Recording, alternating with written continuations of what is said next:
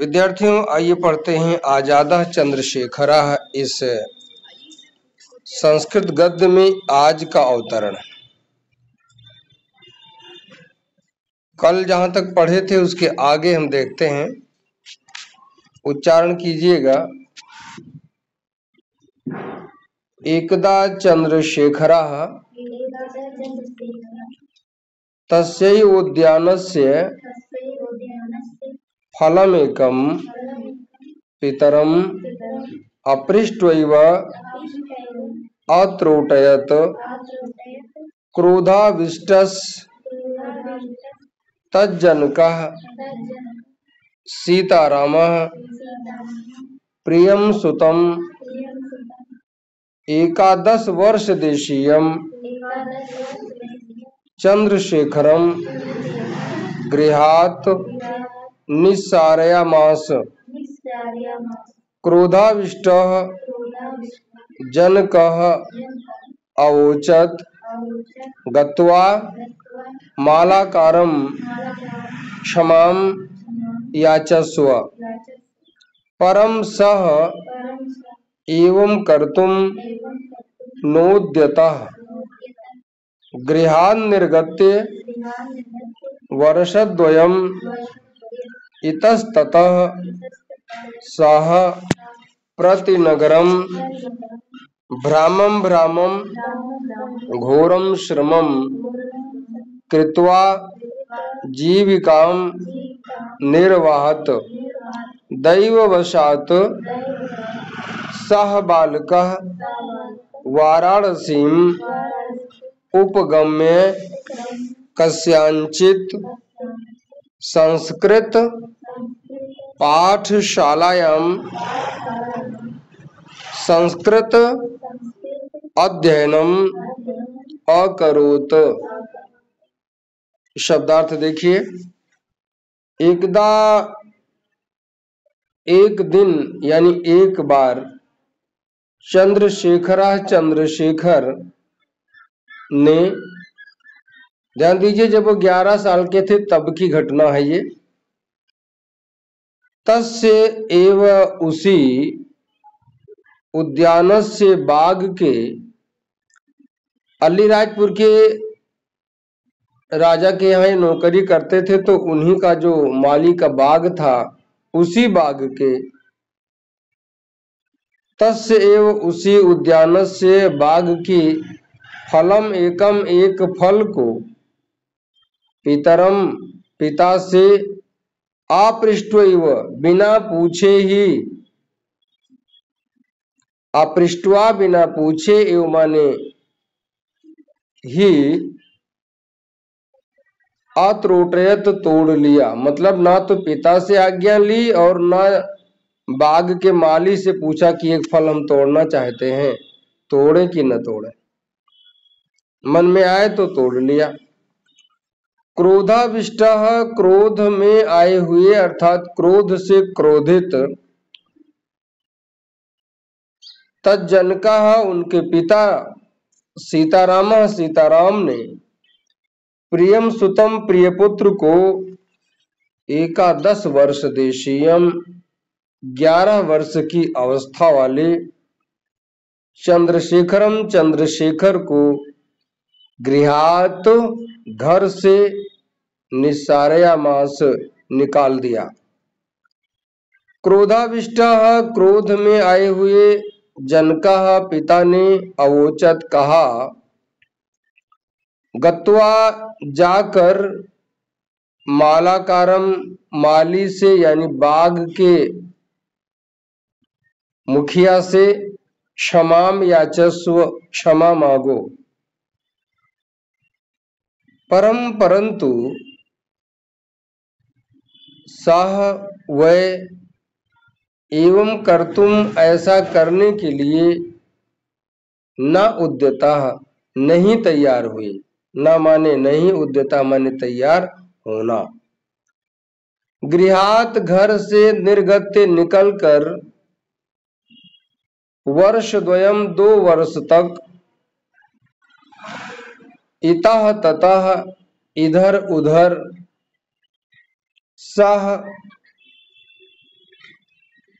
उन्होंने प्रति नगरम प्रत्येक शहर में भ्रामम भ्रामम घूम घूम कर घोरम श्रमम कठिन परिश्रम कृत्वा करके जीविकाम जीवन का निर्वहन किया, अर्थात जीविका चलाते थे। 11 साल के बच्चे को घर से निकाल दिया गया। मैं समझता हूं कि उस समय का जो समाज था वो कुछ ज्यादा ही जिद्दी था, उसको उचित और अनुचित का ज्ञान नहीं था। भाई बहुत होता तो एक दिन का वेतन काट लेते एक फल के बदले, वो भी आनों में कटता जब 8 रुपया महीना वेतन था। लेकिन नहीं, बच्चा भी थोड़ा किसी की बात न सुनने वाला स्वाभिमानी प्रकृति का था बचपन से ही, तो कुछ वैसी बात उसने की होगी तब पिता ने निकाला, अनायास नहीं निकालेंगे। कुल मिलाकर के सनकी लोग ही देश के लिए कुछ खास करते हैं, क्योंकि सैनिक जितने हैं लगभग आधे सनकी तो होते ही हैं। अगर उनको लग जाए कि ये आदमी देश के लिए खतरा है तो लौट के प्रधानमंत्री को भी वो गोली मार सकता है। उसको नौकरी चाकरी घर परिवार से बहुत ज्यादा लेना देना नहीं होता, वो उस समय वर्तमान में जीता है, बाद में क्या होगा इसकी चिंता नहीं करता। शायद ऐसे रहे हूं, और मैं यहाँ ये कहूंगा कि ऐसे ही लोगों से देश सुरक्षित है। पढ़े लिखे लोग तो अपनी खेती बाड़ी रुपया पैसा बीवी बच्चों में चिंता करते हैं कि अगर कुछ हम ऐसा कर देंगे तो हम मतलब हमारे परिवार का क्या होगा। देश को बचाने के लिए, सिर कटाने के लिए ऐसे ही लोग रहते हैं। ये भी सबसे बड़ा अगर कहें तो देश का जिम्मेदार व्यक्ति ऐसे ही लोग होते हैं। चलिए, मैं अपनी पढ़ाई रोक करके यहाँ पर ये सब कर रहा हूँ, कुछ जरूरी लगा, आगे बढ़ते हैं। दैववशात सौभाग्यवश सह बालका, उस बालक ने वाराणसी उपगम में वाराणसी पहुंचकर कस्यांचित किसी संस्कृत पाठशालायाम, संस्कृत पाठशाला में संस्कृत अध्ययनम, संस्कृत का अध्ययन अकरूत किया।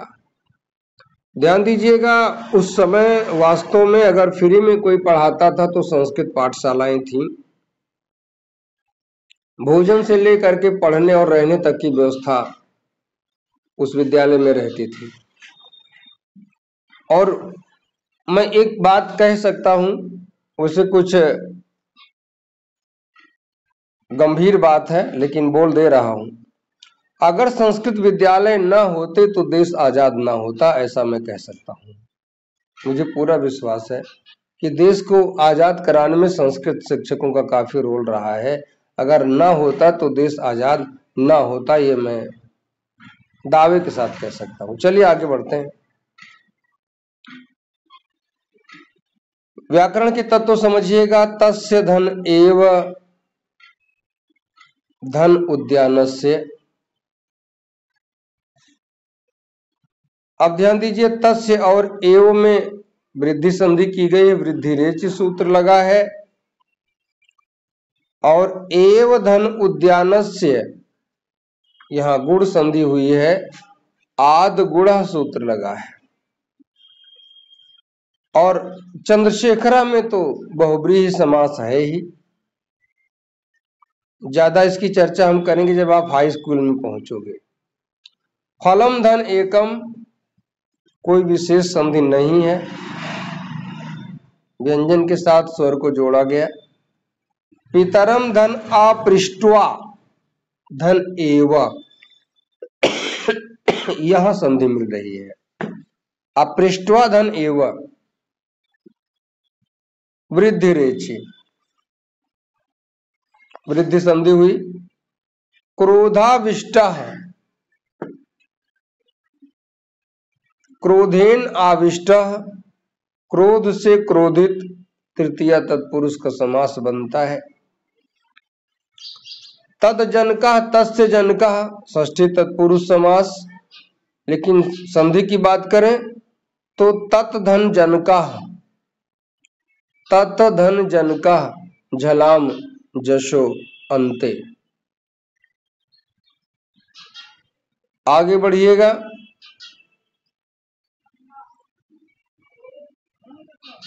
सुतम धन एकादश वर्ष देशीयम, सुतम धन एकादश धन वर्ष धन देशीयम।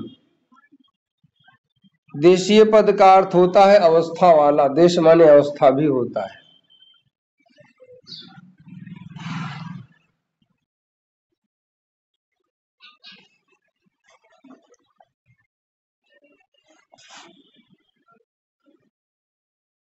गृहात धन निस्सारयामास, तो यहां पर गृहात धन निस्सारयामास अनुनासिक संधि की गई। यरो अनुनास के अनुनास को वह सूत्र लगा है, ता के स्थान पे ना हो गया है, बाद में यर आने पर। यर एक प्रत्याहार है। आगे बढ़िएगा। क्रोधाविष्टा ऊपर आ चुका था, वही यहां भी है। क्रोध धन आविष्टा आकाशवाणी दीर्घ। गृहात धन निर्गत्य, यहां पर भी वही संधि हुई है। यरु अनुनास के अनुनास को हुआ। गृहात धन निर्गत्य, निर्गत्य में लेप प्रत्यय लगा हुआ है। आगे बढ़िए। वर्ष द्वयम धन इतः धन ततः, इतः धन ततः को देखिएगा, यहां विसर्ग संधि हुई है। विसर्जनीय से सह सूत्र लग रहा है, हाई स्कूल में पढ़ोगे।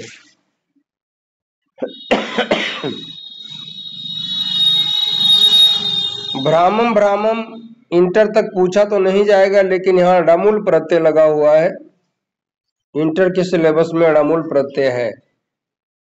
आजकल तो इंटर में संस्कृत बच्चे पढ़ना नहीं चाहते, इसीलिए जो पढ़ता है अगर मन लगा के पढ़ रहा है तो संस्कृत का लेक्चरर तो बन ही जाता है। सरकारी की बात कर रहा हूं।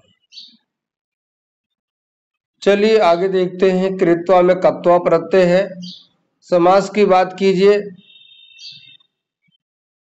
नहीं छोड़ो समास, क्योंकि ज्यादा समय ले रहा है।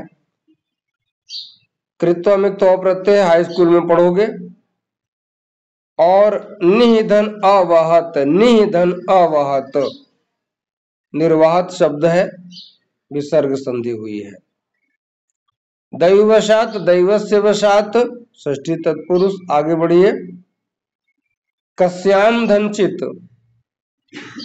कस्याम धनचित परसवर्ण संधि अनुस्वार से यही परसवर्ण।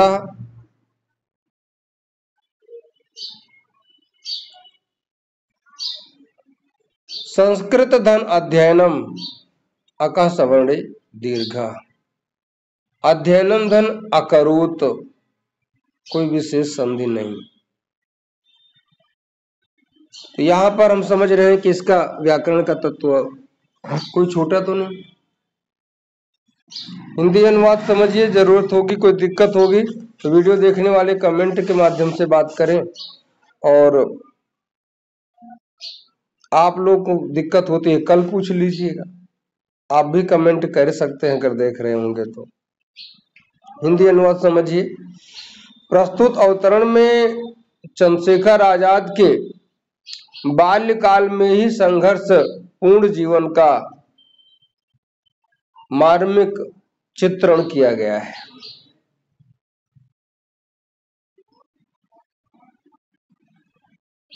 एक बार चंद्रशेखर ने उसी बाग के एक फल को पिता से बिना पूछे ही तोड़ लिया। क्रोध से क्रोधित उनके पिता सीताराम ने 11 वर्ष की अवस्था वाले अपने प्रिय पुत्र चंद्रशेखर को घर से निकाल दिया। क्रोध से क्रोधित पिता ने कहा था जाकर मालाकार से यानी माली से क्षमा मांगो, परंतु वह ऐसा करने के लिए तैयार नहीं हुआ। घर से निकलकर 2 साल तक इधर उधर घर से निकलकर वह 2 साल तक इधर उधर प्रत्येक शहर में घूम घूम कर कठिन परिश्रम करके अपना जीवन निर्वाह कर रहे थे। सौभाग्यवश उस बालक ने वाराणसी पहुंचकर किसी संस्कृत पाठशाला में संस्कृत का अध्ययन किया। बच्चों, हमारा दुर्भाग्य है कि मैं संस्कृत पाठशाला में नहीं पढ़ सका। सही बता रहे हैं, क्योंकि वहां जाने के बाद दो ही चीज व्यक्ति के जीवन में उतरती है, एक तो राष्ट्रीयता और दूसरी संस्कारित जिंदगी। ये दोनों अपने आप आ जाती है। तो आज यहीं तक।